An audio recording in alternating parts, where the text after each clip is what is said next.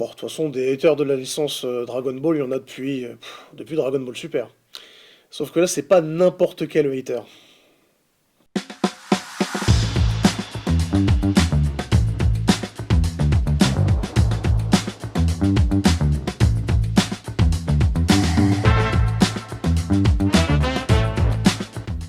Bonjour à toutes et à tous et bienvenue dans cette deuxième émission de Manga Copam, l'émission proposée par le Copam qui vous parle d'actualité, de manga, d'animation, de films d'animation et autres petits dramas qu'il y a dans ce petit monde des otaku. Je suis, comme la dernière fois, accompagné de deux Copamiens. Yacine. Salut tout le monde. Comment tu vas ? Ça va et toi ? Ça se passe bien, écoute, tranquillement, en cette nouvelle année 2026 qui commence Et bonne sur les année tout le chapitres. monde, ouais. Exactement, bonne année, on peut, Bonne année. peut le préciser.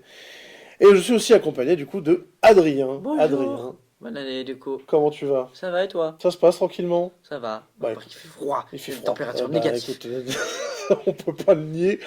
C'est clair qu'on peut être nul à ce niveau-là. Du coup, au programme du jour, on va parler en premier lieu du petit scandale qui a eu lieu en fin d'année dernière concernant la licence Dragon Ball avec l'ouverture du Dragon Ball Store et de tout le torrent de réactions que ça a déchaîné au Japon mais aussi sur Internet. On enchaînera ensuite avec le succès fulgurant de l'artiste Ado, toute une contextualisation autour de toute son activité, notamment sur les réseaux sociaux. On poursuivra ensuite avec l'actualité des sorties animées sur la saison hiver 2026, avec beaucoup de gros titres qui sont attendus. On verra ça. Et on finira, comme la dernière fois, avec le classement Oricon, cette fois-ci de la première semaine de décembre, savoir quels sont les tomes les plus vendus au Japon.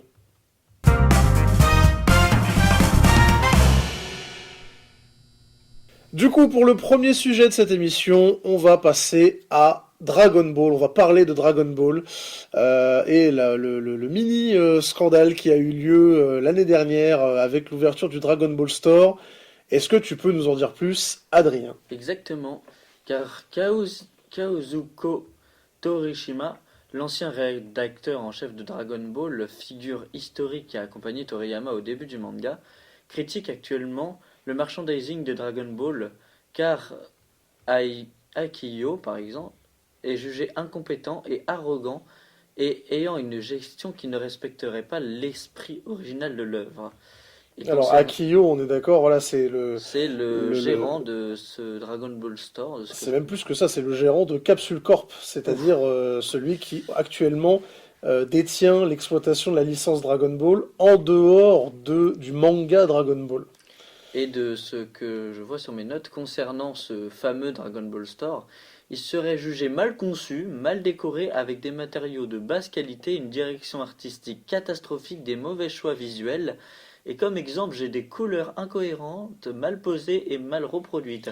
Ce qui est un peu débile pour un magasin qui est censé faire propager l'œuvre de Dragon Ball. Exactement. Et puis surtout, voilà, c'est un magasin qui a ouvert pour un anniversaire assez particulier, c'est donc l'anniversaire de la licence, et qui pour le coup n'a même pas le charisme d'un vulgaire pop-up store. Enfin, c'est ni fait ni à faire, quoi.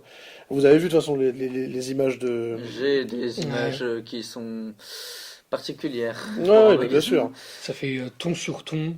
Exactement, c'est littéralement du orange sur du orange. Ouais. C'est du contre-coup sur du contre-coup. Ça marche pas vraiment en fait. Bah, j'ai des citations de ce cher monsieur qui dit quand même c'est de la merde. En fait, c'est même pire que de la merde.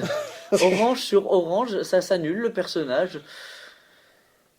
En gros, il n'y a rien, c'est juste un magasin orange. Ils ont juste compris que Dragon Ball c'était la couleur orange, ils ont foutu le magasin au orange. Les fans sont pas contents, parce qu'il y a eu des messages de fans qui ont bien évidemment réagi à ce magasin, qui ont dit on ne va pas acheter, c'est n'importe quoi, uniquement parce que c'est Dragon Ball, ne pas encourager une exploitation commerciale sans respect pour l'œuvre originale. Donc même pour les fans, ils ont compris qu'on se foutait un peu d'eux. C'est compliqué. Et on parle de fans de Dragon Ball, hein, Ouais. donc on parle de Et ils ont ceux regardé qui, Dragon Ball Daima. Donc, ceux qui voilà, ont regardé et soutenu Dragon Ball Daima, ont acheté Sparking Zero et jouent à Dokkan Battle. Hein.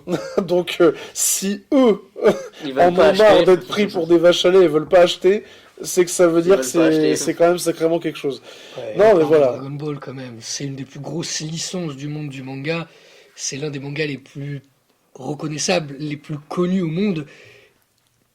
Et ça, Eh oui. Eh oui, C'est oui. surtout l'œuvre qui dure depuis bien longtemps, qui a une durée de vie interminable. On a encore des adaptations animées de ce manga.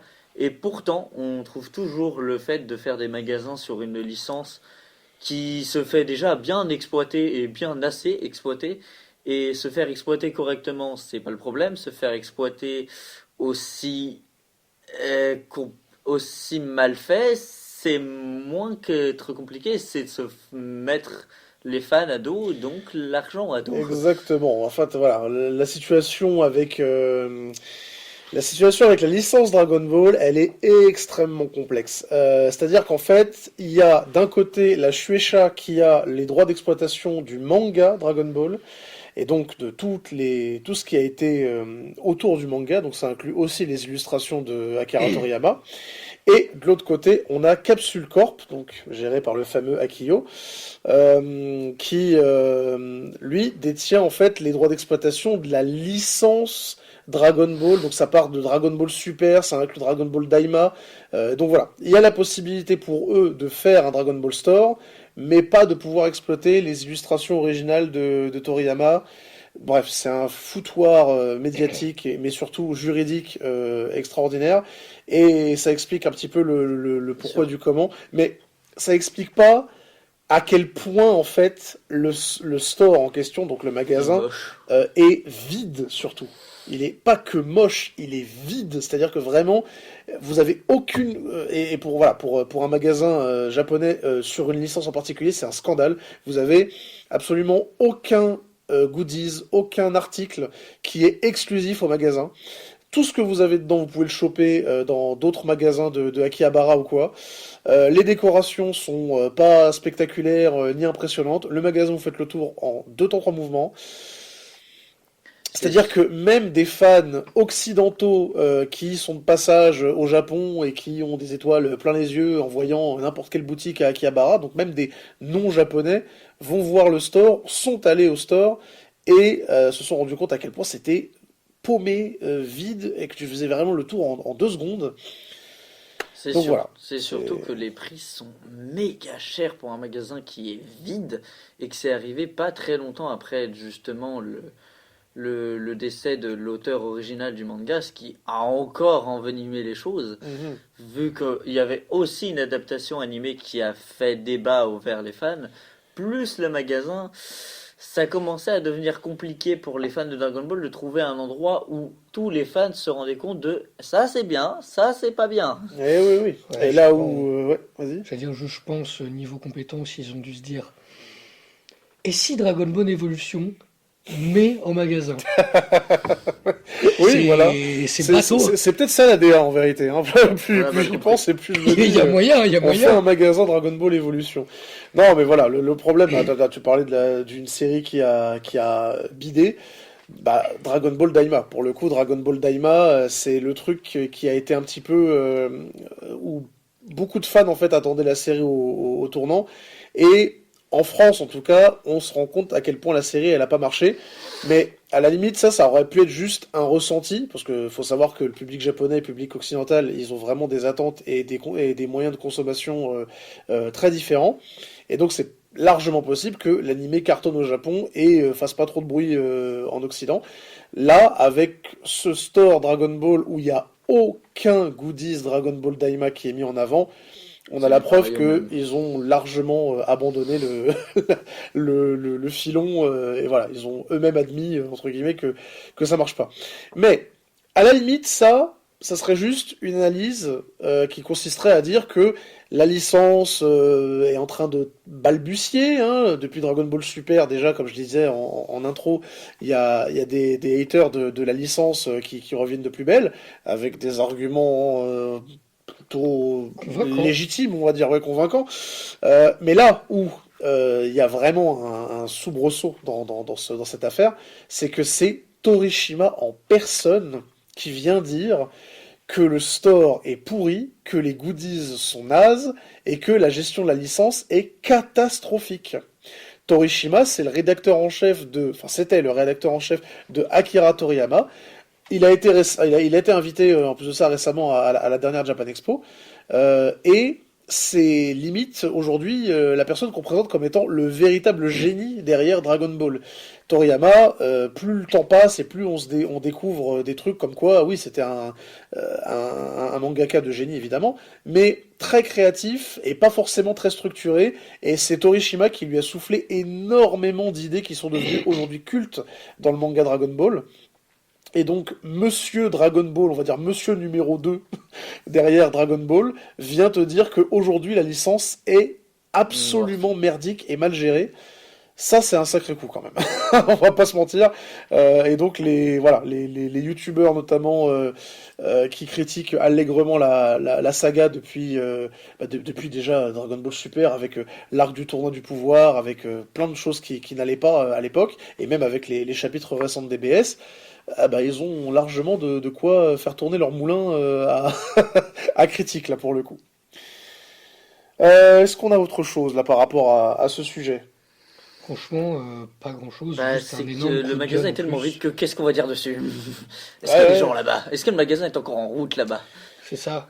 Est-ce qu'il est encore en route ou c'était juste base de faire vu que c'est un anniversaire, je vais faire un événement. Pour faire un événement, je vais construire un bâtiment. Le bâtiment sera moche, mais je m'en fiche, je l'aurai quand même. Ah oui, mais bon, mais le truc, c'est qu'ils arrivent à faire des trucs tellement mieux sur des licences tellement moins prestigieuses. Je veux dire, vous allez par exemple au Capcom Café.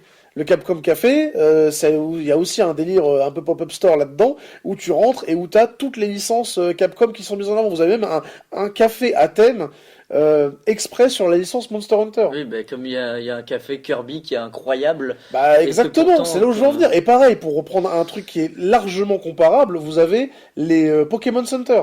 Les Pokémon Center, sur la licence Pokémon, tu rentres dans le bâtiment, tu rentres dans le magasin Pokémon Center, t'as qu'une seule envie, c'est de repartir avec un goodies. T'as des trucs exclusifs là-bas, t'as plein de merch qui font vraiment rêver les fans, et même ceux qui sont juste curieux de la licence. Bref, tu peux attirer un nouveau public avec ça. Et puis au-delà de ça, c'est une vitrine commerciale. Tu te dis, ok, voilà ce qui est possible de faire avec le merch de la licence Dragon Ball. C'est surtout que Là, ça fait pas envie, quoi. c'est surtout que par rapport au merch Dragon Ball, par rapport à faire un magasin sur une licence particulière, c'est aussi d'attirer l'œil de personnes qui ne le connaissent pas. Avoir un magasin, c'est avoir des gens qui passent et peut-être que tu connais pas la licence qui est Oh, dedans. ça, j'y crois pas trop. Bon, Pour pas Dragon- connaître Pokémon et pas connaître Dragon Ball, c'est Ouais, compliqué. non, mais même pour Mais au cas où. même pour un pop-up store en général, l'idée c'est d'attirer les gens qui connaissent déjà la licence. Et là, tu- ça attire même pas Tu les gens fais qui pas, connaissent tu la fais licence. pas de vitrine pour la licence avec un pop-up store. Tu fais une vitrine pour les articles, les produits dérivés de la licence. Tu vas pas découvrir Kirby en allant à un store Kirby. Tu vas découvrir en jouant à Kirby ou en regardant quelqu'un jouer à Kirby.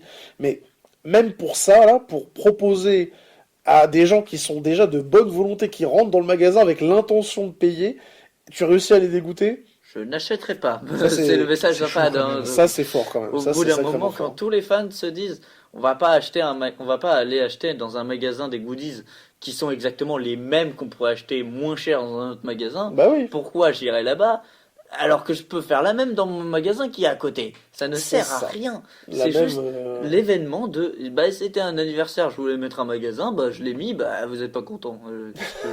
Qu'est-ce que j'en ai à faire? Bon, Fish a fait quand même l'exception, mais dans le mauvais sens. Il a fait parler de lui, mais par l'ancien rédacteur en chef de Dragon Ball. Et cet ancien rédacteur en chef, il dit juste, ton magasin, il est nul. La Eh oui. tristesse. Ça sert à quoi? Donc voilà. Donc affaire à suivre, notamment sur les futurs propos de Torishima, vu comment il a parlé français, Il va allumer des gens. vu comment il a dit les termes sur la licence et sur le magasin en disant clairement ça, c'est ni fait ni à faire. Je suis très très très curieux de voir ce qu'il va dire sur les prochains projets parce que on le rappelle, il y a un projet qui va sortir en 2026, un projet d'animé Dragon Ball. On ne sait pas encore ce que c'est. mais ça a été annoncé comme quoi il y aurait un projet d'animation. Ça peut être un nouveau film d'animation après le désastreux Dragon Ball Super Hero. Ça peut être un nouvel animé, comme ça a été annoncé avec Dragon Ball Daima, bon, qui encore une fois a floppé. Bref, on va voir ce qu'il en est. En tout cas, j'attends vraiment d'avoir la réaction de Torishima là-dessus. Bon, sur ce, on enchaîne.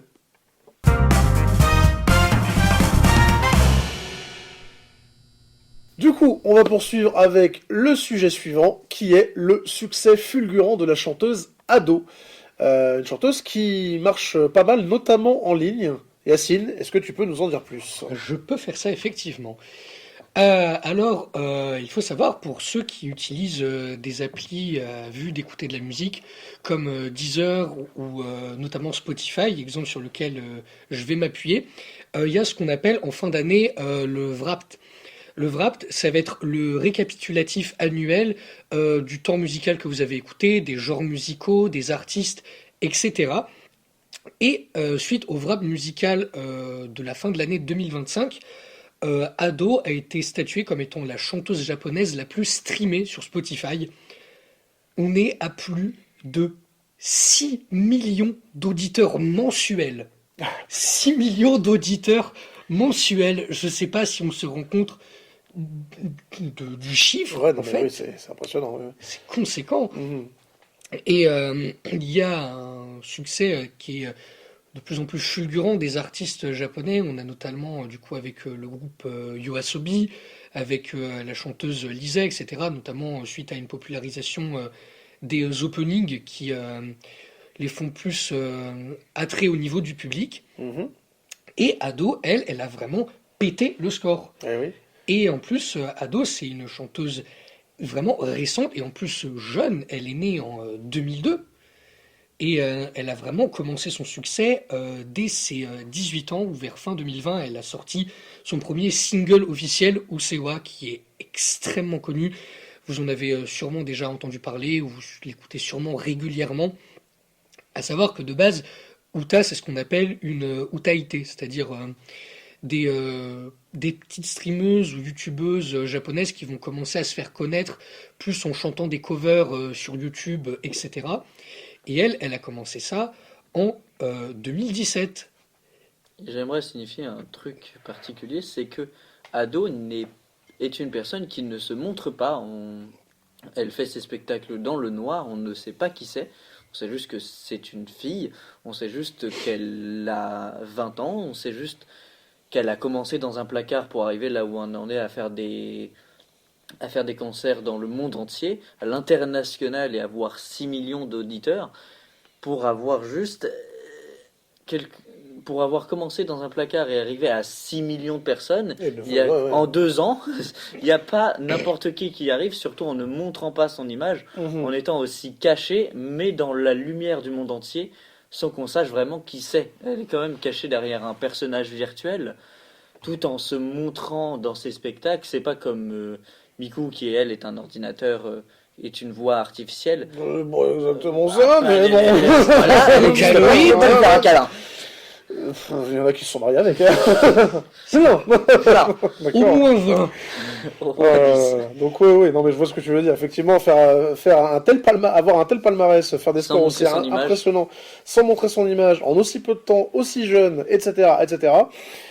Juste pour resituer, Ado, elle a chanté quoi comme générique d'animé? Parce que Elle ça, a c'est chanté sûrement. Alors, Elle a chanté les musiques de principalement, One Piece elle a Red. chanté et elle a en fait prêté sa voix au personnage de Uta dans One Piece Red, et Tout à c'est fait. vraiment ça qui l'a fait exploser. De tête comme ça, elle a chanté l'opening de Spy Family, Mhm, le deuxième. mhm.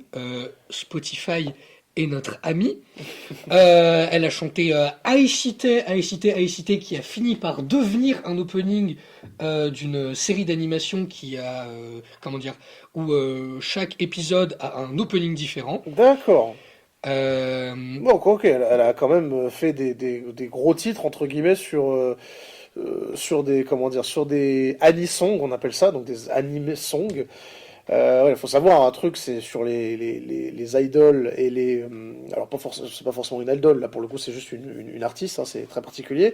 Mais les artistes musicaux japonais on peut limite les catégoriser en deux espaces, avec les artistes classiques, entre guillemets, qui vont juste faire leur musique et aller sur un chemin, entre guillemets, une carrière plus ou moins classique, avec voilà, hein, maison de disques, enregistrement, concerts, plateau télé, j'en passe et des meilleurs, et ceux qui vont être considérés comme des artistes anisong, qui vont faire en gros des musiques d'animé. Il y a certains groupes entiers, il y a certains groupes qui ont quasi l'entièreté de leur carrière basée là-dessus, hein, qui vraiment sont très très connus. T'as certains groupes là très récents qui font ça, comme par exemple Creepy Nuts, qui font énormément de musique d'animé. Man with the Mission aussi. Man with the Mission, exactement. T'avais aussi Back On à l'époque, qui faisait ça.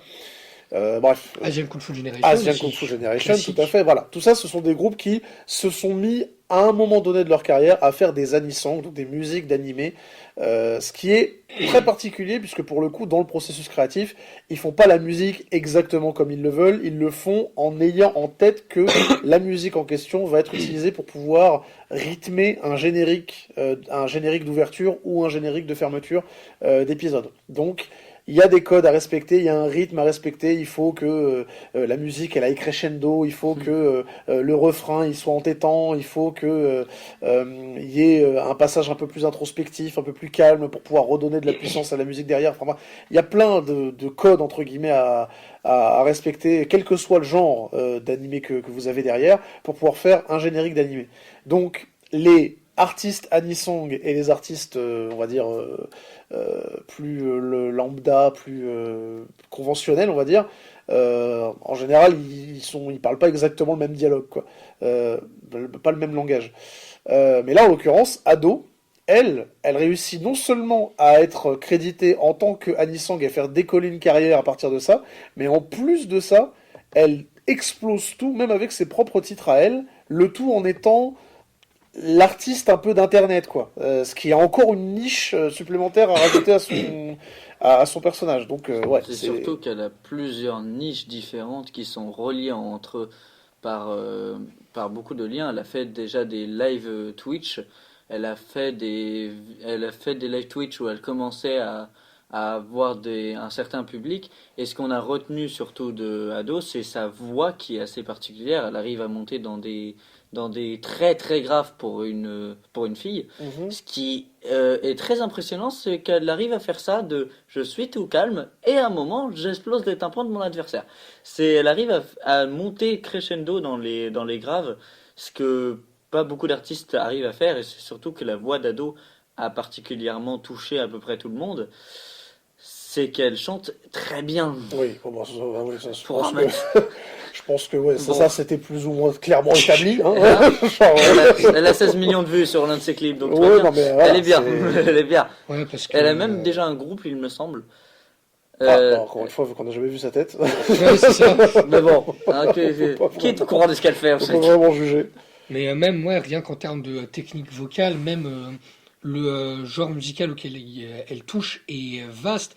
Parce qu'il y a de la J-pop, il y a du rock avec des influences vocaloïdes, du coup, et outaïté, comme j'en parlais tout à l'heure.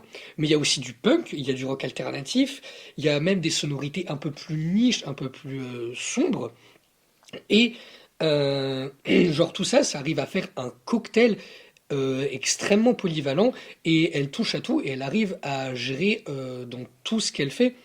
Et je reviens sur du coup la question où tu disais du coup qu'elle avait chanté plusieurs openings. Ouais. Il y avait même eu des rumeurs comme quoi elle aurait eu des propositions de faire Seiyu dans Oshinoko. Ah, Ça, c'est pas rien quand même. ah bah oui, intéressant. Là, on est sur on est typiquement dans le sujet. Hein, je veux dire, j'avoue qu'entre elle et Uasobi, Ça ferait un cocktail, mais explosif. j'avoue que là, c'est un peu les Avengers des seiyuu qui se réunissent sur une seule série. Mais on va reparler d'Oshinoko après. On va se retrouver avec Ado qui va chanter l'opening suivant de Frieren. Ah, ok. Ça aura encore moins de sens, Pourquoi mais pas, pourquoi pas, hein. Moi, je l'aime pas l'opening, j'aime pas l'opening de Free fait par YOASOBI, donc hein, Je l'aime bien, mais il a aucun rapport avec l'anime. bah, exactement, c'est pour ça que je l'aime pas, c'est parce qu'il est pas raccord. Mais bon, ça c'est un autre sujet. Et du coup aussi une autre chose qui a pas mal popularisé Ado, c'est le fait qu'entre 2024 et 2025, elle a lancé sa première tournée mondiale. Et du coup, c'est un niveau en fait où les annonces étaient faites, les ouvertures de la billetterie étaient faites, et Il n'y avait plus de en billets. moins de 30 secondes, c'était sold out, c'était prix terminé, nada que chief, fallait y être. Et bah, C'est voilà. en parlant de tournée, j'ai eu la chance d'assister à l'un des concerts d'ado qui s'est passé à l'Accor Arena à Paris. Et en fait, de base, quand on a un concert, il y a des gens qui viennent en avance, ça c'est sûr et certain. Sauf que là, le concert, il y avait déjà des gens à 8 heures du matin, juste pour le merch qu'il y a autour de de tout ce de la file des concerts d'ado. Ils étaient à 8 heures du mat alors qu'il faisait 40 degrés devant le merch à attendre juste pour acheter des peluches et des t-shirts. Et pour vous dire, le merch était vide à 10 heures. Quelle À catastrophe. 10 heures, c'était vide. Ouais. Et en parlant de billets aussi, des dates qui sont hyper éloignées ou dans des grandes villes comme Paris ou au Japon, tout est sold out. Si vous prenez pas les billets à la seconde près, vous êtes sûr que c'est sold out le lendemain. On n'a pas vu ça depuis Francis Lalanne. Non, mais encore Non, mais- remplir des stades, il y a beaucoup de gens qui arrivent à le faire. Ouais, non, Remplir mais- des stades entièrement sur plusieurs dates en une journée, Mhm. il y en a 4 ou 3 qui se battent en duel, C'est pas ça, 150. Et le pire, c'est vraiment les gens qui achètent les billets, pas forcément dans le vu d'aller au concert, Mhm. mais dans les vues de les revendre trois fois le prix. Après, bon, on a toujours des scammers qui viennent profiter de ce genre de truc parce que c'est un truc de niche et du coup ils revendent, etc. Bon, ça c'est le bouteilles jeu, on va de dire, mais je euros. pense que c'est une goutte dans l'océan par rapport à comment dire au succès réel du truc, quoi. Je veux dire, on n'est pas sur je sais plus, il y avait eu un événement comme ça où pareil, il y avait quelqu'un qui avait acheté une quantité astronomique de billets et qui essayait de les refourguer et au final, il a tellement pas réussi parce que c'était tellement une bulle que globalement le concert était quasiment vide, quoi, parce qu'il il a pas Bonjour tout le monde. réussi à refourguer Je ses suis tout seul au concert, je ne comprends pas. C'est con. Mais non, c'est ouais, vraiment Ado, c'est un phénomène, hein. Il y a l'esthétique, il y a la voix. La plupart des gens, en plus, des fois, quand ils vont à ces concerts, ils n'hésitent pas à se cosplayer dans des personnages qui ancrent dans cet univers-là. Et c'est vraiment un phénomène, Ado. C'est vraiment quelque chose, et c'est un phénomène qui se popularise depuis peu, en plus. Et oui. Et donc là, pour le coup, en 2025, voilà, record absolu où globalement, sur Spotify, on ne parle que d'elle, quoi, globalement. C'est ça, c'est vraiment la chanteuse japonaise la plus streamée. Mhm. Et vraiment, il y a Ado, et en dessous, il y a YOASOBI. Et après, tout en dessous, il y a la suite. C'est vraiment genre, on est les deux têtes de liste. Et du coup, Ado, 6 millions d'auditeurs mensuels, ce qui correspondait à, du coup, annuellement, euh, 900 000 heures d'écoute. Je sais D'accord, pas ah ouais. si on se rend compte à quel point c'est énorme, mais c'est énorme. Voilà, vraiment, Bon. Ado, un énorme phénomène. Et ben voilà, bon, en tout cas, j'espère que vous êtes au courant de cette fulgurance autour de la chanteuse Ado. Si jamais vous souhaitez découvrir ces chansons, n'hésitez pas. Allez sur Spotify. allez participer à ces stats incroyables sur Spotify, découvrez ces musiques. En attendant, nous, on enchaîne.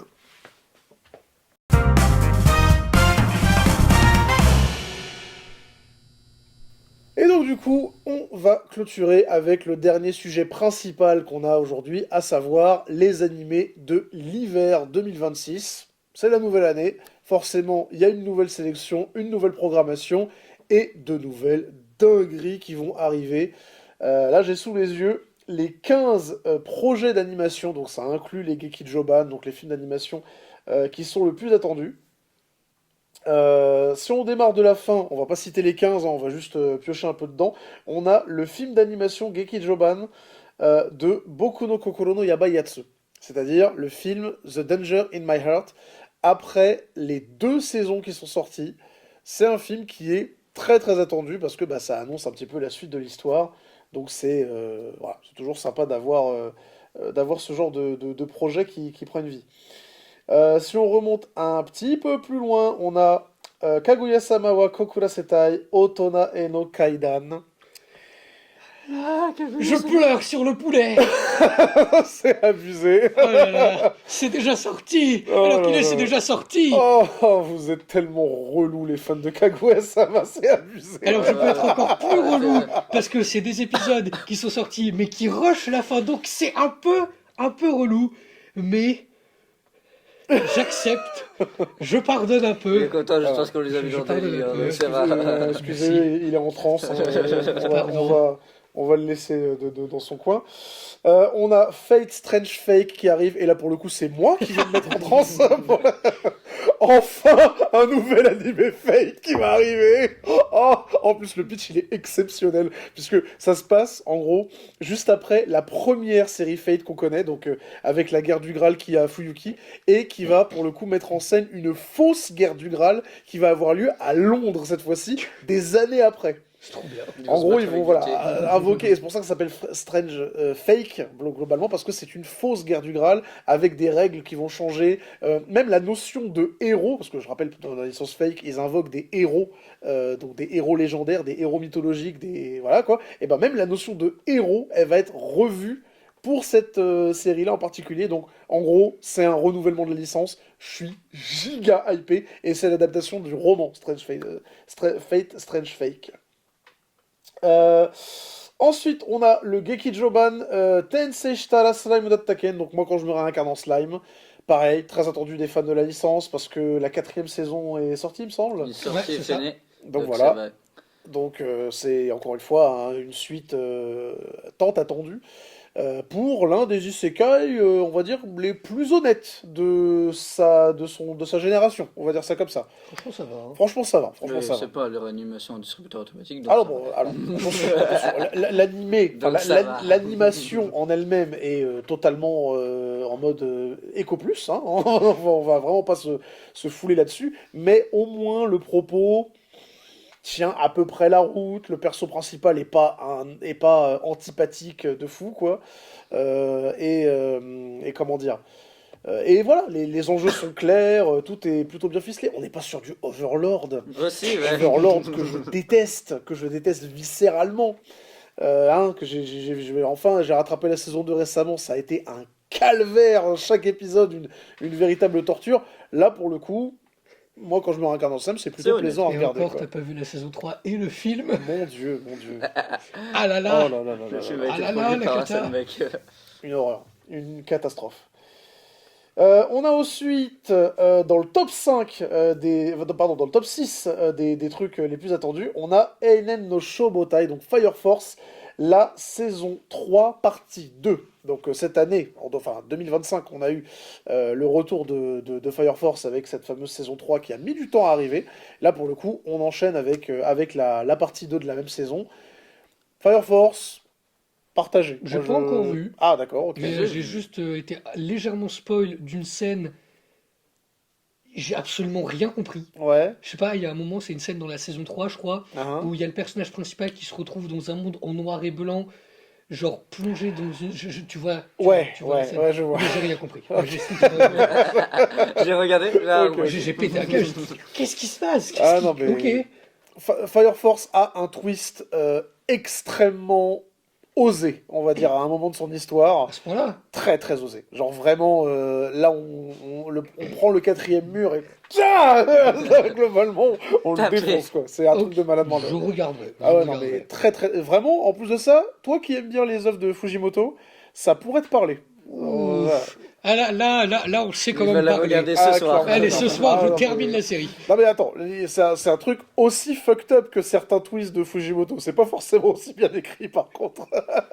Moi, Écoute, c'est pour ça que je dis que je suis partagé. Mais vas-y, toi, qu'est-ce que t'en penses Bah, en général de c'est Fire c'est un Force? anime très cool. Après, oui, il y a eu un tweet assez osé vers la saison 3, il me semble. Bah, plutôt vers la fin du Vers manga. la fin de la saison 3. Donc, bah, en vrai, je suis assez curieux de savoir ce que ça va donner, hein, vu que je n'ai aucune pour l'instant. On m'a toujours pas spoil. C'est le seul manga où je me suis pas fait spoil de la fin. Mhm. Donc, j'attends. Je t'interdis de me spoil. À voir. Ça t'interdit de me spoil. Ensuite, on a le Gekijoban Maho Shoujo Madoka Magica. Ça existe encore? Ah, merci. C'est exactement le commentaire que Ça j'attendais. existe encore? D'accord? Depuis Parce que, quand? ouais, Madoka Magica, c'est complètement exactement le genre de licence. La première série date de 2011. Hein. C'est complètement le genre de licence où on pourrait croire que, oh là là, ça y est, ça Il y a a fait son petit bonhomme. 482 personnes qui sont intéressées. Ça a fait son petit bonhomme de chemin et on croirait que ça y est, plus personne s'en. Enfin, que de un, tout le monde s'en fout et que de deux, il n'y a plus rien à faire. Écoutez-moi bien. Il y a plus d'une dizaine de projets autour de Madoka Magica qui existent dans l'univers de Madoka Magica. Et ça inclut les films d'animation, des séries dont on n'a pas du tout entendu parler, mais pourtant qui sont bien sorties, des épisodes spéciaux, j'en passe et des meilleurs. La licence est en vie, plus que jamais. La preuve, ils sont encore 482 personnes à vouloir attendre le monde. D'accord, de donc, vouloir attendre la suite de quelque chose que je sais même pas s'il y avait de suite. Bah, le film qui s'appelle pour le coup Walpurgis no Kaiten, qui est pour le coup, il me semble, le troisième film Madoka Magica qui sort. Ouais, c'est ça. Et donc, voilà, quoi, c'est hallucinant de voir que la licence est toujours aussi vivace. Mais les vivantes. Et ça fait trop plaisir. Là, on rentre dans le top 4, et là, les 4 premières entrées, vous les avez. Oshinoko. Tout le monde les a. Déjà. Oshinoko, quatrième série la plus attendue de cette saison, donc la saison 3 pour le coup. Et la Et saison je dois finale. toujours continuer la saison 2. Ah bah il faut s'y mettre, parce que vraiment, Oshinoko saison 2, c'était incroyable. L'arc avec le théâtre, ça nous a tous bluffés, à la fois techniquement et à la fois en termes de révélation et de construction de personnages. Oshinoko, on est à fond dedans, il n'y a aucun problème. On poursuit avec la saison, donc la troisième série la plus attendue, Jigoku Raku, saison 2, donc Hell's Paradise. Enfin. Que là, pour le coup, c'est moi qui n'ai pas vu la saison 1. Ah, Moi, je l'ai rien vu. tu dois la rattraper. Vraiment, la saison 1 est C'est sur, très cool. c'est sur ma liste depuis belle lurette, effectivement, Hell's Paradise. Hell's Paradise, j'avoue que je vais en parler sans vraiment savoir de quoi je parle, quoi. Ça a tout pour moi de l'extérieur, hein, de la série qui est genre très belle, très bien animée, mais avec un scénario un peu faiblard, tu vois. En vrai, le plot est assez intéressant. Ouais. Genre, le plot est vachement intéressant dans ce que ça propose. Et ça mêle un effet, comment dire, je vais appeler ça un peu l'effet Midsommar. Tu vois le film Midsommar, qui est un film d'horreur super beau, super Ouais. coloré, bah c'est ça. D'accord, ouais. L'animé montre des couleurs très belles. On est vraiment littéralement dans un endroit qui s'appelle le paradis, où Ouais. il y a vraiment des fleurs partout, magnifiques et tout, et tu bascules direct dans l'horreur. D'accord, ok. Et c'est super bien fait, je trouve que c'est vraiment bien amené, surtout qu'à un moment on a des êtres qui nous sont introduits, et la première fois qu'ils nous sont introduits, ils sont pas forcément physiquement repoussants, au contraire ils sont magnifiques, et leur première apparition est terrifiante. Mhm. Vraiment, Ok. on se rend compte à quel point ça ne va pas. D'accord, bon bah écoute, avec grand plaisir du coup, si on peut rattraper ça qui va arriver donc cet hiver. Et ensuite- l'animation la plus particulière au monde, Frieren. Non mais top 2 d'abord, on va parler Ah de bon? Jujutsu Non, Kaisen, non. Shimetsu, Non, il n'existe pas. Shimetsu Kaiju, donc Kaiju la fameuse suite de Exactement ça. Jujutsu Kaisen. La traque mortelle, ouais. Exactement, donc là C'est exactement on ce a qu'elle donne. bon, bah, Kaiju. la suite de JJK qui ma foi était attendue. Le dernier projet autour du JJK c'était C'est quoi? le film. C'était le C'était film qui est hein. sorti du coup en décembre, Ouais, qui est censé du coup rattraper, enfin, ça a rattrapé les 2-3 derniers épisodes de la saison précédente, ouais. plus du coup 2 nouveaux épisodes qui arrivent. Et en vrai, j'ai des attentes. Là, Ah! pour le coup, j'ai des attentes d'un point de vue surtout animation. Oui, parce que voilà, Ouais, parce que- là, on C'est parlait, le scénario. ah ouais, non, mais voilà, on parlait de la série qui était très bien animée avec un scénario un peu faible. Là, pour JJK, on peut, ouais. Ah, voilà. Ah, J'ai gaucho. No, Ouais, I peut-être do win. ça. Aïe, aïe, aïe. Hein, heureusement qu'il y a Gojo. Ouais, Ah, que Et chose. Sukuna. non. Alors, franchement, non, vraiment pas. Voilà, exactement. Ouais, bon, voilà, hein, la série portée uniquement par son perso principal. Et enfin, hein, malgré que tu les spoilé, tête de... hein, on a la saison 2 moi, ça, de c'est bien animé. Frieren. Et là, Et là, on parle. Là, Là, on là, emploie on des parle. termes français, bien écrits, bien C'est quand qu'on en fait un orthographiés. film. Écoutez-moi, la saison 2 de Frieren sort, je n'existe plus. Ne m'envoyez aucun message. Ne me parlez plus, je vais disparaître. On l'a perdu. On n'est pas prêt. Globalement, on n'est pas On prêt. n'est pas prêt. On n'est pas prêt. Parce que globalement, c'est encore Madhouse qui s'en occupe. Ouais, Donc c'est la même équipe que la saison 1. ouais. La saison 1 qui a choqué Internet. Je rappelle qu'à l'époque où la saison 1 est sortie, certains disaient premier degré, Ça va être moche. Frieren, meilleur animé de tous les temps. Alors, D'accord. je vais employer des termes. Voyez-vous, MyAnimeList, le site qui note du coup les animés pendant 10 ans. Ouais. Pendant 10 ans, Full Metal Alchemist Brotherhood était l'animé le mieux noté de tous les temps. Il a été détrôné pendant 3 semaines par Oshinoko avant que Oshinoko redescende à la 16e place. Mhm. Puis Frieren est arrivé. Frieren est arrivé. Frieren a pris Full Metal Alchemist. Il lui a dit tu es un très bon animé mais je prends ta place. Et depuis que Frieren est sorti, Frieren est à la première place. Ouais, voilà. Voilà. Que voilà. dire de Que plus? dire de plus? Voilà, qu'est-ce qui n'a pas été dit sur Frieren? L'animation est impeccable, le style est génial, le rythme est parfait, les personnages sont ultra attachants, L'histoire Euh, est incroyable. l'histoire est incroyable, voilà, tout, il y a tout qui rejaillit de L'animation, Frieren mon comme étant Dieu. un truc à la fois tellement unique et tellement un ovni, et en même temps un truc extraordinairement bien maîtrisé. Et encore une fois, Madhouse. C'est tellement beau. Oh Madhouse. mon Dieu, c'est tellement beau. Pitié, Madhouse, reprenez Reprenez la saison 3 de reprenez One One Punch Punch Man, Man, pitié. pitié, refaites One Punch Man. S'il vous s'il vous plaît, s'il vous plaît. On demande juste ça, nous. Genre, D'accord. comment ça se fait? En Genre, vrai, je suis d'accord pour canoniser la saison 2 de One Punch Man. Je me dis, bon, c'est bon, on a eu ça, ok, très bien. C'est déjà Mais bien. pour la saison 3, refaites-la. Faites-la. Pitié. Une réadaptation. Voilà. Non, mais mon Dieu, Frieren, là, je vais. Vraiment. J'attends cet animé, j'attends la suite. Vraiment, quand j'ai terminé la première fois l'animé, je me suis dit, ah, quand? Quand il y a une suite, Ah, s'il quand vous le plaît, poulet. dites-moi. Et quand ça a été annoncé, mais là, mais. En plus, rien que les images promotionnelles, rien que les petits teasers, c'est rien que les petits teasers ont dans son intégralité, genre, sont beaucoup plus beaux que One Punch Man saison 3, que Bon, ça, c'est JJK, pas dur. que je ne Ça, sais c'est pas. pas dur. Je... Pas difficile, un diapo du code de la route est mieux animé que One Punch Man saison 3. Mais C'est bon, pas faux. ça va, voilà quoi. Voilà, en tout cas, c'est tout pour cette session où on a passé en revue du coup les animés qui vont sortir cet hiver. Plein de bonnes surprises en perspective, et encore, on n'a pas parlé de tout. Il y a encore énormément de petits animés comme ça, un peu thématiques, un peu anonymes, qui sortent à chaque fois et qui personnellement me font énormément plaisir. Bon, après, il y a aussi la vague d'isekai habituelle qui, Ça, c'est normal, hein. forcément, c'est toujours le cas, et des isekai de moins bonne qualité que ce qu'on a l'habitude de bouffer, quoi. Oh, Il wow. n'y aura pas une saison 4 de Warlord par tout hasard? J'espère pas, pitié, au secours. Alors, si c'est En annoncé, attendant, voilà, la saison est bouclée, vous savez quoi regarder, nous, on passe à la suite.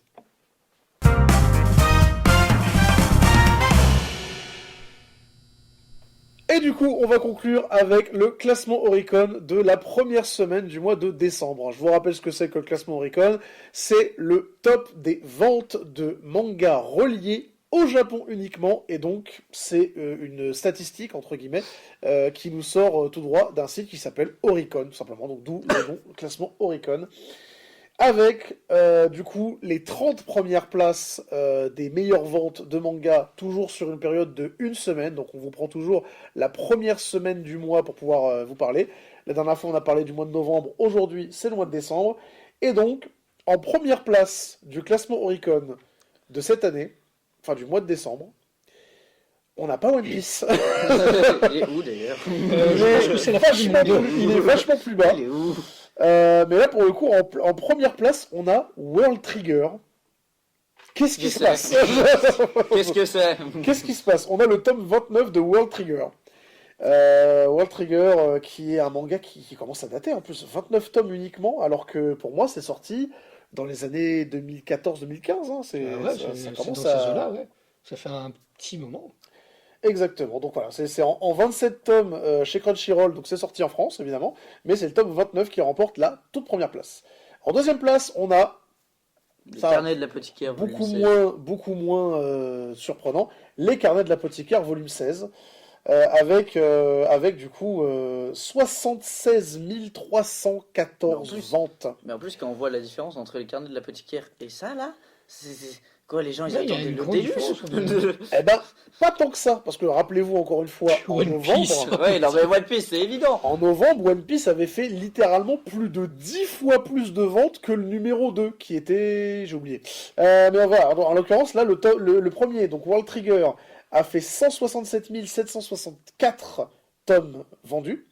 Le deuxième, 76 314. Donc ouais, c'est, on va dire, plus de 2 fois quand même, mais ça reste quand même assez tendu.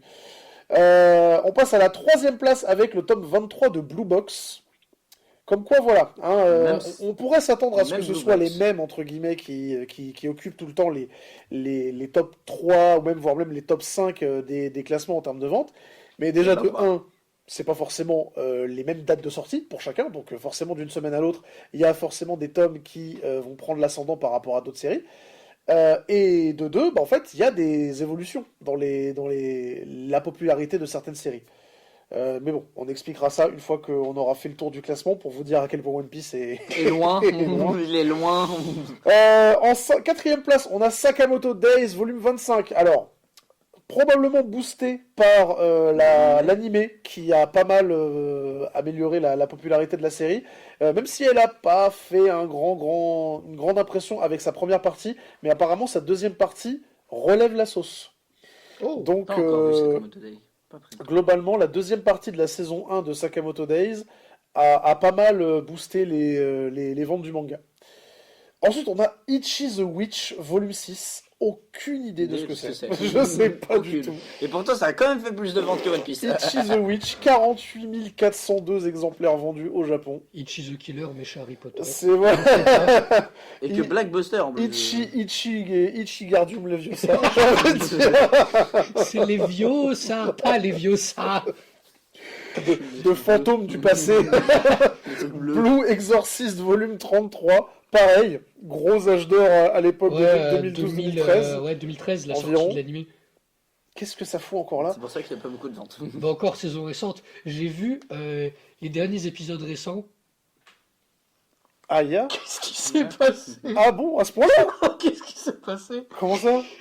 Tu vois le personnage principal, Ouais. Ryo Kumura.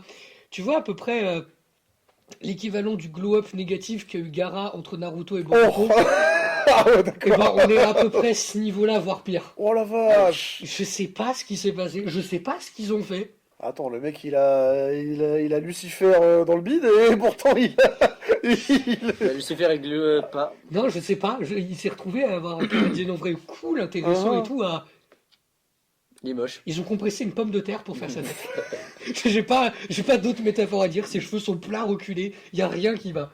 D'accord, ok. Bon, enfin, il a même pas réussi à récupérer le flot de son grand frère. Bon, c'est bon, allez. C'est fini. J'abandonne. C'est fini. Le exorciste, on oublie. On l'a vu, c'est bon. Ensuite, on a Isekai Izakaya Nobu, volume 21. Il y a Isekai dans le titre. C'est pas sorti en France. C'est Pas le, encore. c'est le tome 8. Non, je pense, honnêtement, je sais rien. J'allais dire, je pense. Mais non, honnêtement, je pense pas que ça arrive en France un jour. C'est le tome 21. C'est le tome 21, je veux dire. Ce sera un peu tard. Je veux dire, même si c'est une série relativement récente, qui a pas encore été, dont les droits n'ont pas encore été négociés pour le marché français, etc., tu te dis, ok, le temps que la série sorte et que ça arrive en France, il y a quoi, peut-être 8 tomes qui vont sortir au Japon avant que ça arrive en France, et quand le tome 1 sort, t'as le tome 8, enfin, quand tu as le tome 1 qui sort en France, t'as le tome 8 qui vient de sortir au Japon. Là, t'as le tome 21. C'est mort. Personne n'en veut. C'est fini. Globalement. Je pense qu'en France, on n'en peut plus des isekai. Eh oui, exactement. À l'inverse de The Fable, The Third Secret, donc la suite Volume de la 3. série The Fable, il s'agit du tome 3, à 30 358 exemplaires vendus. The Fable, alors j'avoue que je n'arrive pas à jauger le succès de The Fable, globalement. C'est-à-dire que tout ce que je peux dire, c'est qu'ici, à la médiathèque, ça a du succès. Genre, ça marche bien, c'est emprunté et tout. Alors, si vous voulez les vendre, faut Ça, donc voilà, il y a un public pour la série The Fable. La série animée est sortie Il y a un animé. sans faire... Oui, il y a un animé qui est sorti, Ouais, il est sans sorti faire l'année grand bruit. dernière ou l'année d'avant. Il y a un film live qui est sorti sans faire de bruit. aujourd'hui, je sais pas vraiment où est-ce que ça en est, la hype autour de la série The Fable. Bah, en vrai, The Fab, c'est assez niche, en vrai. C'est très peu connu. Et vraiment, les mangas, s'ils sont empruntés ici, c'est principalement parce qu'on les conseille, qu'on leur dit prenez ça, c'est super bien, c'est intéressant. Mais quand on parle en général aux gens de The Fable, ils vont pas connaître. Alors ils vont dire ouais, j'ai vu, il y a l'animé qui est sorti il y a pas longtemps, mais je vais pas regarder. C'est vraiment très peu connu en vrai, The Fable. Ça a pas fait beaucoup de bruit. Pas Mhm. tant que ça. Bah oui. Et pourtant, au Non. Japon, bah ça cartonne, c'est top Ouais. 9, voilà. Hein. Ouais, pas- mais ça ouais. cartonne plus qu'un autre truc. Ça cartonne, c'est top 9. Et le 10e, vous le connaissez probablement C'est pas, One Piece. c'est un truc de niche. Ça s'appelle One Piece volume 113. Ça se vend pas du tout, cette 000 merde. 29 941 exemplaires vendus. Je rappelle, on était à je sais plus combien de centaines de milliers. 60 000. On est Ah, à mais attends, 60 c'est les 000. fans qui ont compris que c'était nul. 60 000, n'importe quoi, 600 000. Voilà, on était plus aux alentours des 500 000 et quelques en novembre, première semaine de novembre. Là, le tome 113, ouais, Il se laisse désirer. il se laisse désirer, on va dire, je sais pas. Je sais pas, je crois que c'est parce qu'on n'a pas vu le On film l'a de manga oublié. depuis super longtemps. Les fans de One Piece ont plus d'argent en fait. À savoir. En tout cas, au Ils ont moment plus où on d'argent. tourne cette émission, il y a 111 volumes disponibles sur le marché français. Et je pense qu'en termes de vente en France, ça fait pas devrait un aller. pli. Ça fait pas un pli. Ça, Voilà. One Piece carry peut-être à lui tout seul un huitième, voire même un dixième de la totalité des ventes de manga ever sur toute l'année, quoi. Tu m'étonnes. Donc voilà. En parlant de retour fulgurant, on peut dire ça comme ça, 11e place, on a The Elusive Samurai, tome 23. Je savais même pas que la série existait encore. Je savais pas qu'elle existait. En vrai, non mais en vrai de vrai, The Elusive Samurai, c'est fait par le créateur de Assassination Classroom. Typiquement, ça avait tout de la série au moment où c'est sorti, où tout le monde se disait, ok, c'est sympa, c'est bien, c'est fait par le réalisateur d'Assassination Classroom, enfin par le mangaka, le créateur de Assassination Classroom, donc ça va peut-être brasser un petit peu un nouveau public par rapport à ça, mais une fois que les premiers tomes sont sortis, que les gens s'en foutent complètement, bah ça bide, parce que c'est quelque chose qui arrive. Le créateur de Naruto, donc Masashi Kishimoto, il a essayé de faire un truc similaire avec Samurai 8. Samurai 8, les premiers tomes ont bien marché parce que il y avait les lecteurs de Naruto qui sont allés vers la nouvelle série. Mais en vrai, Samurai 8, ça s'est planté, et pour être honnête, je pensais que The Elusive Samurai, ça suivait plus ou moins le même chemin. Hein. Apparemment non. Voilà, faut croire que non. Mais encore une fois, c'est là où je dis qu'il y a une différence réelle entre le public occidental et le public japonais. Il n'y a pas d'actualité en France Nous, on est au 10e. autour On est au 17, de The Elusive Samurai.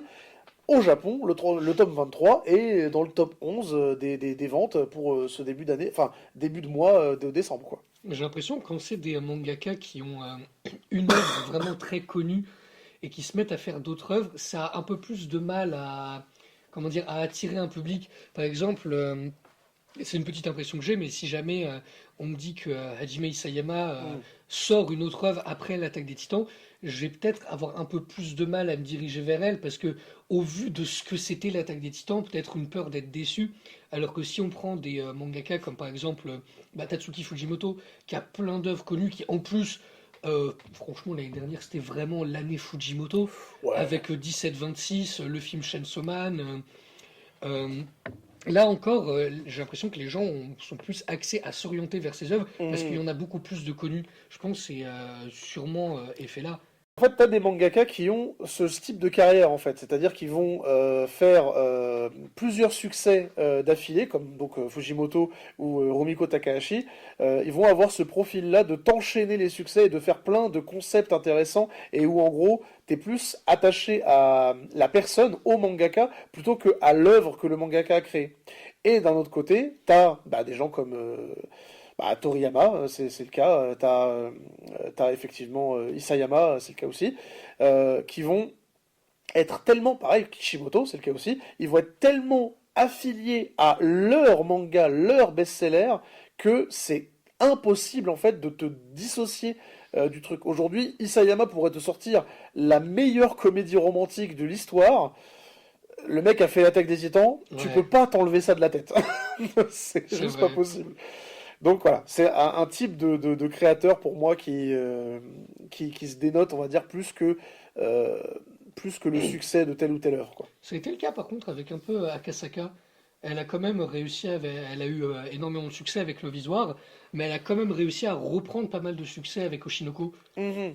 Et du coup, je me dis, en vrai, ça doit être des cas, mais un peu rares. Par exemple, je sais pas comment qualifier le cas par rapport à Urasawa, Mhm. parce que quand même, c'était pas mal. Il est vraiment connu principalement pour Monster, qui a eu un succès monstrueux dans les années 2000. Ouais, mais pour moi, Urasawa, il est beaucoup plus dans dans la première catégorie que dans la deuxième. Ouais, En justement, gros, c'est vraiment pour moi, Urasawa, aujourd'hui, tu peux complètement le qualifier de auteur à succès.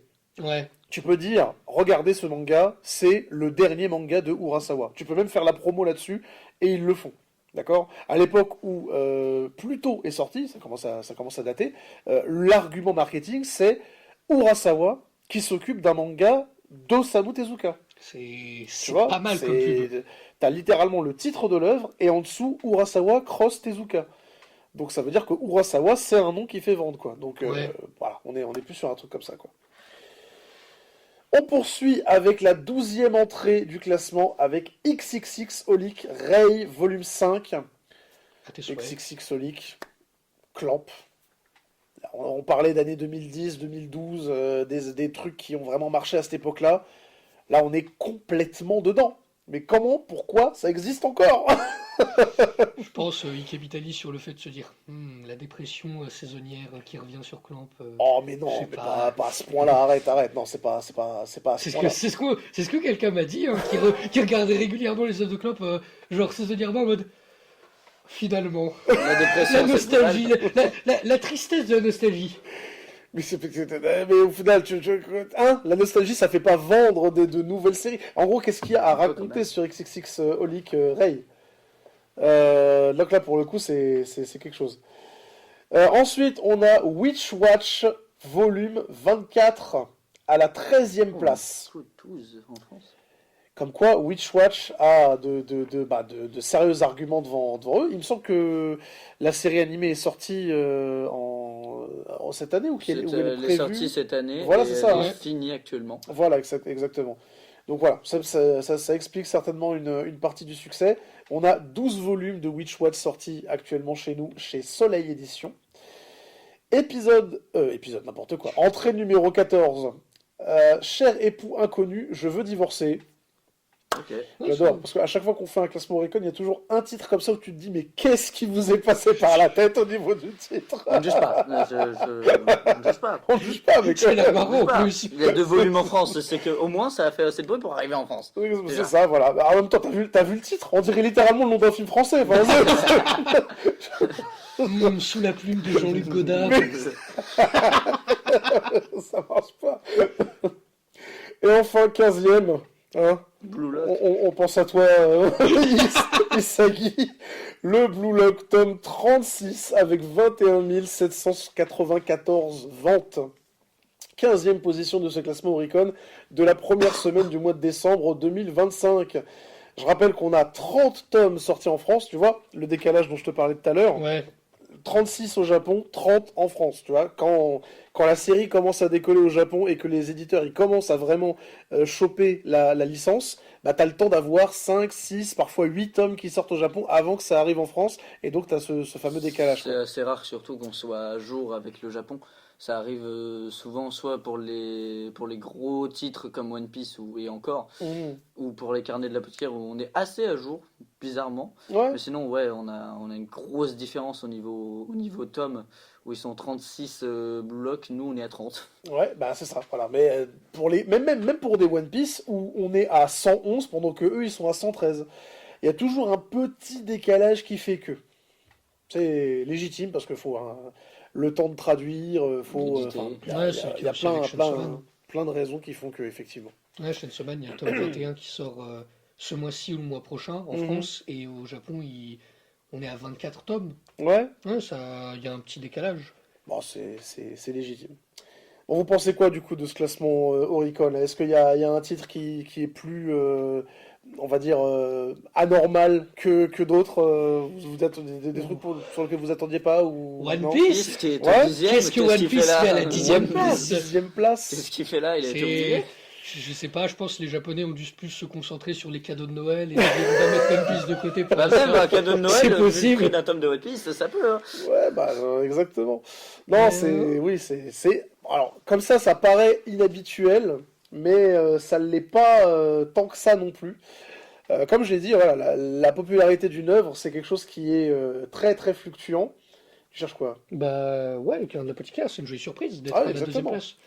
Mais voilà, la popularité d'une œuvre, c'est quelque chose qui est très, très très très fluctuant. Et au final, la force de One Piece, c'est pas tant qu'il a réussi à être top 1 à chaque fois, tous les ans, tous les mois, à tous les classements, même au sein du Shonen Jump ou je sais pas quoi.